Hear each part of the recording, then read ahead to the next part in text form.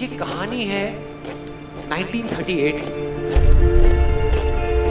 कैरली नाम के एक आदमी की, हंगेरियन आर्मी में, और वो उस कंट्री का बेस्ट पिस्टल शूटर था।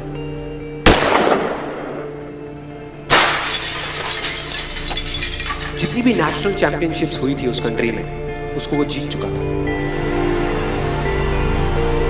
और सबको ऑलमोस्ट कंफर्म था कि 1940s में जो ओलंपिक्स होने वाले हैं उसमें गोल्ड मेडल कैरली को ही मिलेगा। और उसने सालों से ट्रेनिंग करी थी।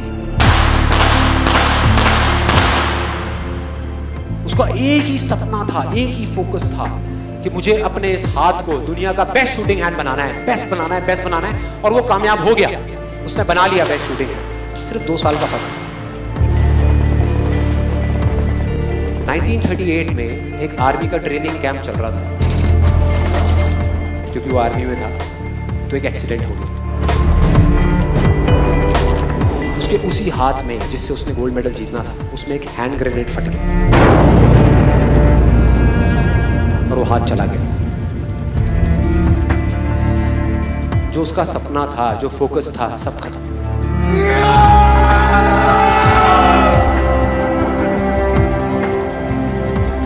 उसके पास 2 रास्ते थे। एक तो ये कि वो बाकी की पूरी जिंदगी रोता रहे और कहीं जा करके छुप जाए, या अपना जो गोल था जिस पे उसने फोकस किया हुआ था उसको पकड़ करके रखे। तो उसने फोकस किया उस पे नहीं जो चला गया था, जो उसके पास नहीं था।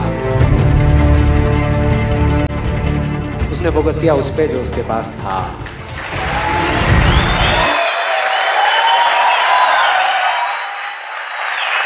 जो उसके पास था।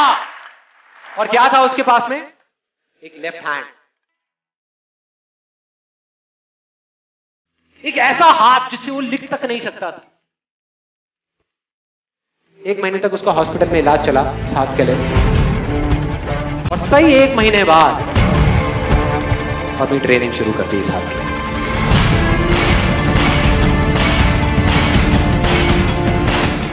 ट्रेनिंग के 1 साल बाद, मतलब कि 1939 में वो वापस आया।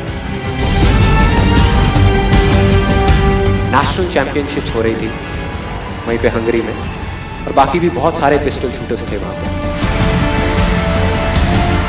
उन्होंने जा करके उसको कंग्रेचुलेट किया, कहा कि यार देखो ये होता है जज्बा, ये होती है स्पोर्ट्समैन स्पिरिट, कि इतना सब कुछ होने के बाद भी तुम यहां पर आए हो हमको देखने के लिए और हमारा हौसला बढ़ाने के लिए।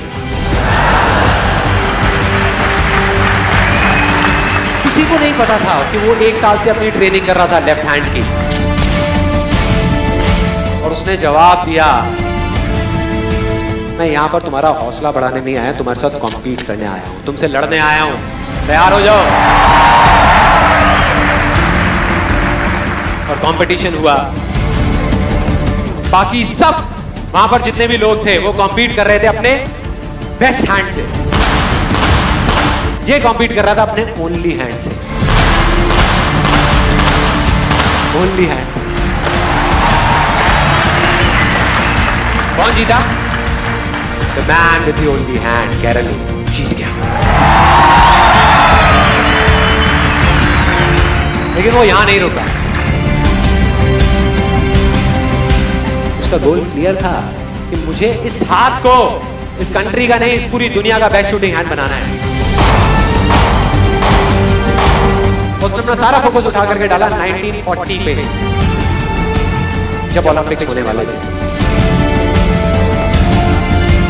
लेकिन 1940s के ओलंपिक्स कैंसिल हो गए वर्ल्ड वॉर की वजह से।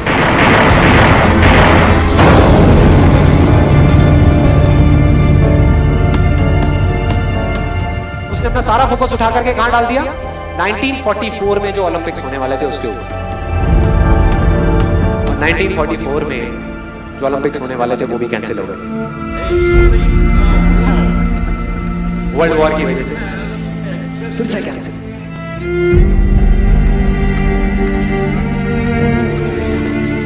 उसने अपना सारा फोकस उठा करके डाल दिया 1948 के ओलंपिक्स में। 1938 में उसकी एज थी 28 साल। 1948 में उसकी एज हो चुकी थी 38 इयर्स। और जो यंगर जो प्लेयर्स आते हैं निकल करके, उनसे कॉम्पीट करना मुश्किल होता चला जाता है। लेकिन मुश्किल नाम का ये वर्ड था ही नहीं उसकी डिक्शनरी में। वो गया, पूरे वर्ल्ड के बेस्ट शूटर्स आए हुए थे जो अपने बेस्ट हैंड से कॉम्पीट कर रहे थे, और ये अपने ओनली हैंड से कॉम्पीट कर रहा था। और कौन जीता?